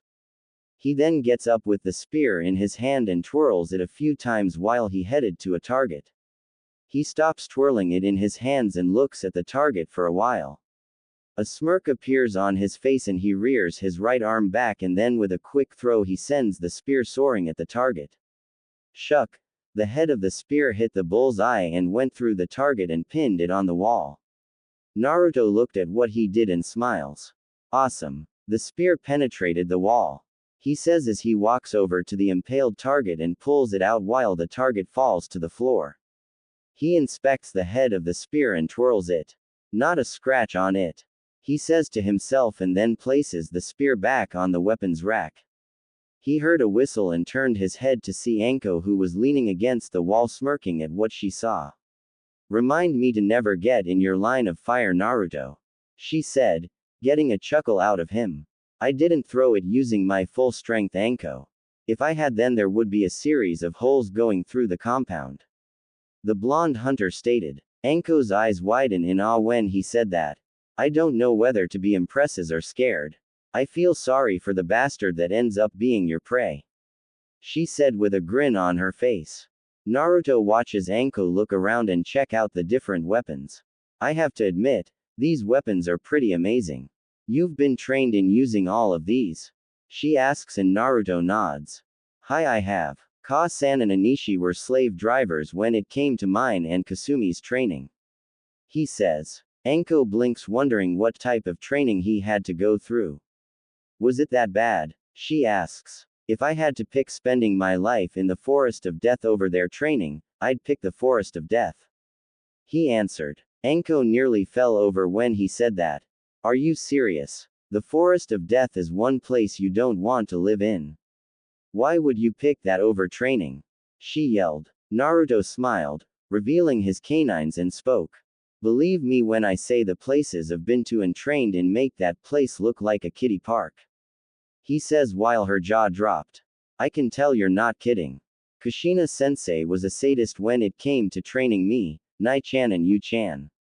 I can't even imagine the torture she must have put you through. You poor unfortunate bastard, she says as she walks over pats him on the back. I lived and that's what counts. I think she scarred Kasumi for life though. Whenever Anishi 2 mentioned the word dodge she'd twitch and have her hand on her kunai pouch. He replied while in a thinking pose. Anko's eyes were now owl-shaped. That poor girl, she muttered and her face returned to normal. Anyway, I wanted to know something, Naruto. Anko said while she followed Naruto out of the armory and through the lit tunnels.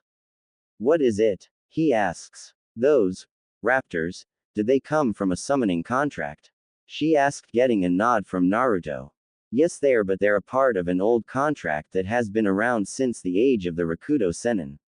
It consists of ancient creatures who were a part of the evolutionary chain. Back in their time, they were considered the ultimate predators. Raptors are not just hunters, they act as a team and are smart.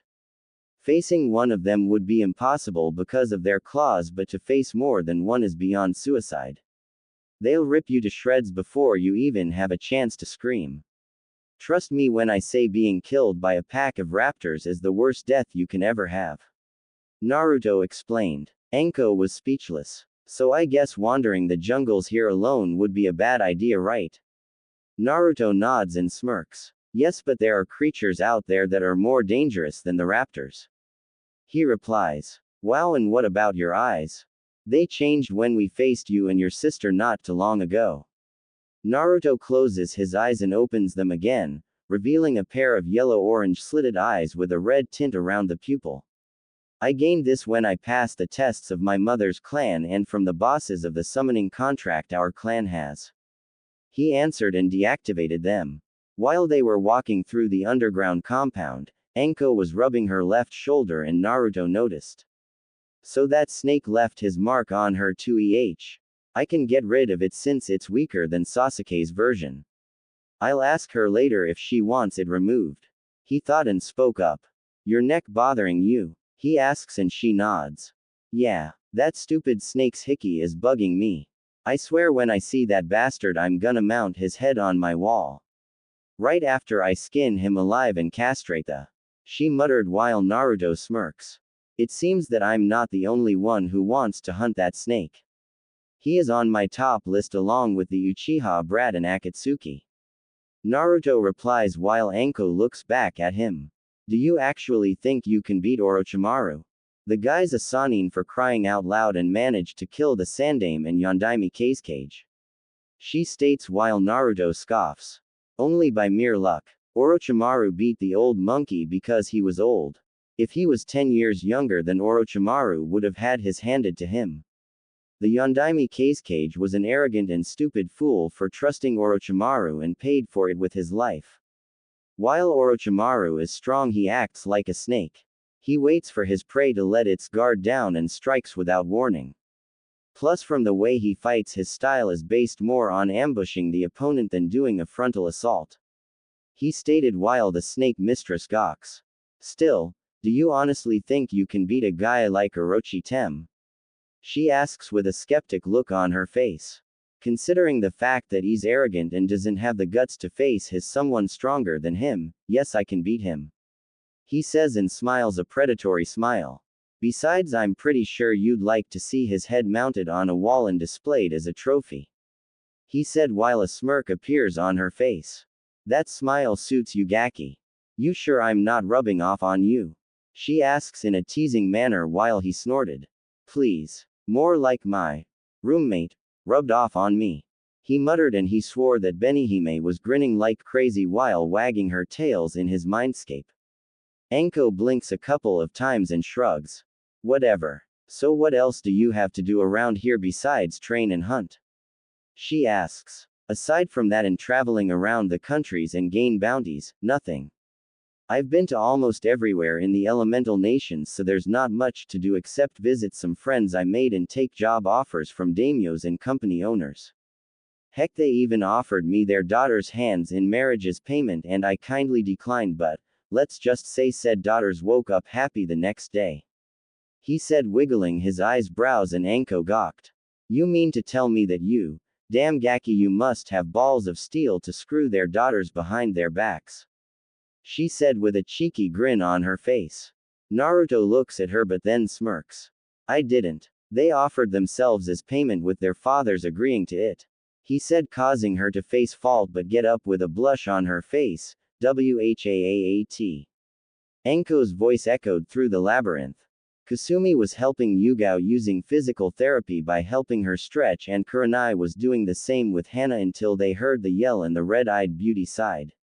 Why can't she ever be silent for once? Kurenai mumbled while Kasumi giggled. That's nothing. You should see Naruto ni and Tu-san go at it. Their voices could wake the dead and kill them again. She said. Yugao smiled and Hana giggled. The Inuzuka heiress noticed a red tattoo with a yellow outline on her shoulder and spoke up. Hey Kasumi, is that a tattoo on your shoulder? She asks, getting the others' attention. Kasumi blinks and looks at her shoulder. Yeah, but it's more like a tribal marking than a tattoo. She said. Can we see it? Yugao asks and the girl nods. Kasumi then turns around and grabs the back of her shirt and lifts it, revealing 3 red marks which ended diagonally at the end of the right side of her torso. They also noticed some faded scars on her back and torso area. Hana's eyes widen as she looked at the tattoo. Does this represent your rite of passage, Kasumi? She asks. The redhead turns her head and nods while pulling her shirt down. Yes, it does. It's a symbol in the Uzumaki clan that states that I am an adult in the eyes of my clan. Naruto ni has one also, but his is a different color.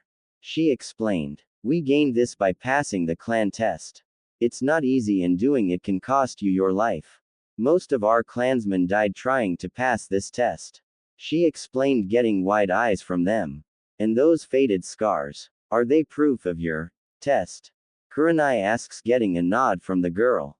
Yes, most of them are from the test, but the rest are from hunting. She said. No kidding, said a masculine voice behind Kurenai. The Genjutsu mistress jumped back and turned around only to see Naruto with Anko standing beside the blonde hunter. Please don't do that, she said, getting a raised eyebrow from the blonde hunter. Don't do what? He asks, making her brow twitch. Appearing and disappearing out of nowhere. It's creepy, she mumbled while he smiled. I know, I just like messing with you, he stated, making her huff up and fold her arms against her chest while the other 3 giggled until Kasumi spoke up. Hey ni-san, show them your tattoo, Kasumi said with a grin on her face, making Naruto's eye twitch. No, why not? Hana whined, wanting to see what his tattoos and body look like. Because if I do, a certain someone in this room will rape me, he answered and got slapped on the shoulder by a blushing Anko. Jerk, she muttered, but then jumped when he popped her in the with his hand. Behave or I'll put you over my knee and spank you, he said, wagging his finger in front of her face while she pouted. Fine, I'll behave, meanie, she said, turned away. Kurenai was goggle-eyed when he saw how he was taming Anko. How do you keep her under control like that? She asked while Kasumi giggles and speaks up. Naruto ni can tame just about any dangerous creature in the jungles here. If he can deal with them, then dealing with your friend is not a difficult task, she answered. Naruto looked at Hana and Yugao and spoke up. So how is your recovery going? He asks the two. Fine. My ribs are close to recovering, but it hurts to bend and stretch, so Kasumi-chan is helping me using physical therapy, Yugao answered, and Hana nodded. Same here. I only have minor headaches now, she responded. I see. That's good to hear you're both recovering well. You should fully recover in a couple of days, just be sure not to strain your bodies, he says, and they nod. Kurenai and Anko go and help Hana up. Naruto walked over to Yugao, who blinked but then eeps when he scoops her up in his arms and held her bridal style in his arms. Said female Anbu had a small blush on her face while Anko, Kurenai, and Hana glared at them while he carried her to the bed and gently placed her down on it. Thank you, Naruto-kun, she said. No problem, Yugao-chan, he said while Hanon leapt onto the bed and curled up into Yugo's lap and yawned. Naruto blinks and looks at the ferret. Hanon, where have you been? He asks. Hanon looks at him and squeaks, making Nato chuckle and stroke her ear. You should really stay out of Anishi 2's secret stash. He'll turn you into a scarf or pelt if he catches you. he says until they hear a loud voice. Damn it, Naruto, keep that weasel out of my jerky stash or I'll turn her into a scarf. The silver-haired merc yelled, making Naruto and Kasumi snicker. Honestly, Sand should know he can't hide anything from Hanon. She can find and steal anything she can get her paws on. The redhead said while Naruto went over to carry a blushing Hana over to her bed and gently placed her down while Anko and Kurenai fumed for a while. Anyo, Naruto-kun, Hana says, and Naruto looks at her. Yes. He asks. Do you think it'll be possible for you to send a letter to my Ka-san about my well-being? I'm pretty sure she's worried sick about me. She asks while Naruto thinks about it and nods. Sure, I'll send her one via summon. It's the least I can do since your mom let me hide in the cabins near your clan's compound when I was younger. He said, getting a smile from her. Thanks, Naruto-kun, she says, and he smiles back. You're welcome, he says, and walks over to the table and pulls out a small scroll with an ink brush and ink, opens it and starts to write in it. A few seconds later, he seals it back up, bites his thumb and places it on the ground. Kuchiyoshi, he says, and in a puff of smoke, a green and yellow monitor lizard with yellow slitted eyes appeared. US summoned me, Naruto-sama. The lizard asks and the blonde nods. Yes, I need you to take a whiff of the girl with the tattoos on her face's scent and take this letter to Konoha to assume in Izuka. He orders and holds the small scroll in front of the monitor's face. Said reptile grabbed the scroll and swallows it before dispersing.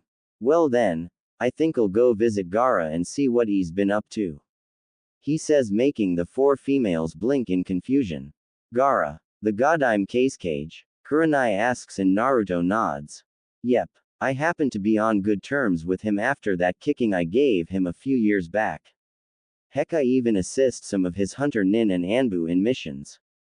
Hey sis, you wanna go to Suna? He asks, with his answer being a groan. No, but you'll just drag me with you, right? She asks, getting a nod and evil smirk from her brother. Damn it, I really don't like traveling to Suna. I hate sand. Do you know how uncomfortable sand is when it gets into certain parts of your body? I hate it. That's why I stay away from the desert. She mumbled. Suck it up, you big baby. Don't complain just because you end up getting sand in your trousers and walk around funny. He said, but then ducks when a chair flies past his head and shatters into pieces when it hits the wall. Shut up. You didn't have to say that out loud, you. She yelled with her face as red as a tomato. I'm your big brother, sis. I can embarrass you whenever I want to. He says with a cheeky grin on his face while a tick mark appears on her face. I swear one of these days, Aniki, I'm gonna get you. She mumbles and shunshuns away while he laughs. I look forward to it, Imouto. He says and shunshuns out of the room also. Konohagakure in Izuka compound. Sum was sitting on a couch looking at a picture of her and Hana, who was 11. She in front of the camera grinning with the Heimaru triplets sitting in front of her. Said triplets were laying on the floor near Sum, and one of them whined while looking up at the sad matriarch and nuzzled her arm with his nose. She looks down and smiled sadly. I know. I miss her too, she says. Kiba walks into the room limping due to the fact that Kasumi struck him hard in the nuts with her kick and had to be on temporary leave. Kiba, however, was pissed and embarrassed because of what happened. Damn that female hunter. She didn't have to kick me that hard. He muttered as he walked back up the stairs, but yelped when he tripped on one step and fell. Sum chuckled when that happened and felt sorry for her youngest pup. Hopefully he hasn't lost the chance to have kids from that kick. She says, making Kuromaru, who was sleeping on the couch, snorted. That was when a puff of smoke appeared in front Sum, making her, the triplets, and Kuromaru spring up and prepare to fight whatever came out of the smoke. When it clears, they see a monitor lizard looking up at them and blinks a few times. Sum in Izuka, he says, making her blink a few times. Yes. The matriarch asks. I have a message from the Ryushi Jute about your daughter Hana in Izuka. He answered. Her eyes widened and had a look of worry in them. What about my daughter? Tell where he has her now, or I swear I'll turn you into a wallet and feed your remains to my partner. She demanded while Kuromaru growled. The monitor lizard flicks his forked tongue and tilts his head. No need for threats, Sum-san, I'm just a messenger. He says politely, and his neck expands, and when he opens his mouth, a scroll comes out and lands in front of Sum. That scroll will tell you everything, Sum-san. He says and disappears into a puff of smoke. Sum picks up the scroll and carefully unrolls it, praying that her daughter's remains weren't in the scroll, but to her shock it was a letter, and started to read it. Sum Inuzuka. In case you're wondering, this is the Ryushi Jute, and before you freak out, I'm informing you that your daughter is safe and sound. She is currently recovering and will be able to head back to Konoha in less than a week. Her injuries were not fatal, but they were serious, so I treated her and her partner. You also have two choices. I can have my summons escort your daughter back to Konoha so she won't classified as a missing nin, or you can head to the Uzu no Mori and my friends will escort you to a hidden location, but do not have any Konoha nin come with or follow you, and do not inform the Hokage about this. I'll trust your judgment and pick wisely. Sincerely, Ryushi Jute. P.S. Thank you for the time you saved my life. I owe you and your clan a lot. Sum finished the letter. She was glad her daughter was safe, but was skeptical. She couldn't inform the Hokage or have any Konoha nin follow her. What was she supposed to do now? But what confused her the most was the thank you for saving his life a long time ago. She sat down on the couch and began to think about what she could do to get her daughter back. Kase no Kuni Desert. In the windy and sandy desert of Kase no Kuni, two hooded figures were walking across the desert. They were Naruto and Kasumi. While they were walking, Kasumi was holding her cloak close to her body and her eyes were squinted. I hate the desert, she says to herself. Naruto rolls his eyes as they kept walking through the windy desert. Stop fussing already, Imouto. I already told you that we can't summon because it'll cause unwanted attention for us. He stated while she mumbled. I hate the desert. Naruto just rolled his eyes as they continued onto their destination. Front gates of Sunagakur. At the front gates of Sunagakur, two Chunin Suna were leaning against the wall looking up at the sky with bored expressions on their face. This is so boring. Why did Kazekage-sama put us on gate duty? The one on the left asks while the one on the right side shrugs. Who knows and cares? It's better than having to do patrol around the borders. I heard there was gonna be a major sandstorm coming soon. He said. Oh yeah, that's right. Poor bastards are gonna be caught in it. Now I'm glad I'm not doing border patrol, Keiji. He said, getting a nod from the other Chunin. Too true, Seto. Though I'm worried about my sister being on border patrol. Kaiji says, causing Seto to chuckle. Keiji, Kion can handle herself. She is a Junin and one of the best wind users in our village aside from Tamari-sama. He stated. I know, but I can't help it. He mumbled, making Seto chuckle. He was about to say something until he heard a cough which got their attention. They looked in front of them and suddenly gawked. It was the Ryushi Jute, Hunter God, and his partner aka Mashin, Red Devil. Hey you two, how's it going? Naruto asks until they regained their composure. Ryushi-sama, Mashin-sama, how's it going? Keiji asks only to be bopped in the head by Seto. Baka. Don't say something so casually to them. Do you want to end up like that missing nin, Taro? He yelled at his partner who paled. Naruto saw this and laughed. Hey now, no need for formalities. Me and my partner just came here to meet with the Kazekage if he's not too busy. He stated, getting a nod from Keiji. I see, well, the Kazekage is in a meeting right now with the council, but you can enter the village if you want. Keiji says. Alright, we'll do that, and don't worry, we won't cause any problems, just be sure you don't become a missing nin in the future. He said in a mock serious tone. Keiji paled and started to sweat bullets while Kasumi sighs and hits him lightly in the ribs. Stop scaring the gate guards. It's bad enough most of the boys my age are afraid of you in this village. She stated, getting a shrug from her older sibling. Whatever. Let's go find Tamari-chan and hear gender challenge brother. He says, causing Kasumi to snicker as they pass the gate and enter the village. Meanwhile, Two figures wearing straw hats and black cloaks with red clouds on them were walking through the desert heading towards Suna. They were Deidara and Sasori. Hey, it's been a while since you visited your former home, yeah? Deidara asks Sasori, who grunts. It has indeed. It's a shame my old home has gotten so weak after the wars. To think it has become the weakest of the 5 major countries. He mutters. From what I heard, Suna has regained more of its military force back when the Wind Daimyo gave them more funds and higher-ranking missions since they cut off the alliance with Konoha, yeah. He explained. Sasori looked back at him and back at the sandy desert. Interesting. The so-called strongest village in the elementals is not so strong after all since they banished the Kyuubi Jinchuriki. Deidara snickers and nods. Yeah, from what I heard, the kid was a major influence in several countries. The leaders weren't very happy with that and cut off trades and alliances with them. Hey, Onoki Oji must have had a field day when he heard about that. He says with a grin on his face. Sasori rolled his eyes at his partner. Deidara, what is it? The blonde bomber asks. Have you heard the rumors about a merc who goes by the name Ryushi Jute? He asks. Makng Deidara stop in his tracks and look at Sasori. Yeah, I have, but I thought he was just a myth. Rumor has it that he's never lost a bounty or failed a mission he was given. He also leaves behind the mangled bodies of his victims at the country borders with their heads gone. The way people talk about him, they make him sound like he's the Shinigami born of flesh and blood, yeah. He answered. Correct. I heard that he has a flea on-site order in the bingo book by Aiwa, Kusa, and AIM.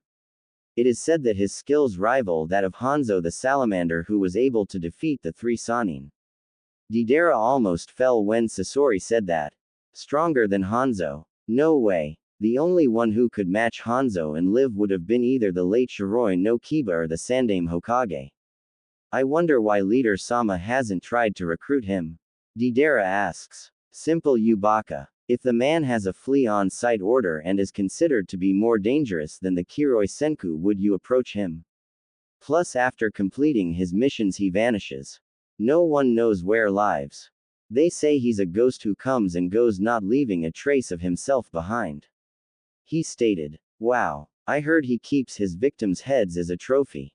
Hopefully we won't be facing him in the future. I sure as hell don't want my head on his mantle. He said. I'll gladly do it for you if you don't hurry up. We have a tanuki to catch an eye, yeah you hate to wait. The blonde Iwa Nin said mockingly, only to duck to evade a mechanical scorpion-like tail. You're pushing your luck, brat. He snarled as they continued on to their destination. Naruto and Kasumi were in a dango shop eating some dango and soup when Naruto paused for a moment. Kasumi saw this and spoke up. What is it, Aniki? She asks. I don't know, but I have a feeling something is gonna happen soon and it's not a good thing. He said. Kasumi frowned and nodded. She knew whenever Naruto paused to do something and had a bad feeling it was something serious. I see, was all she said, and they continued to eat, knowing that a storm was gonna hit Suna and it's not a thunderstorm.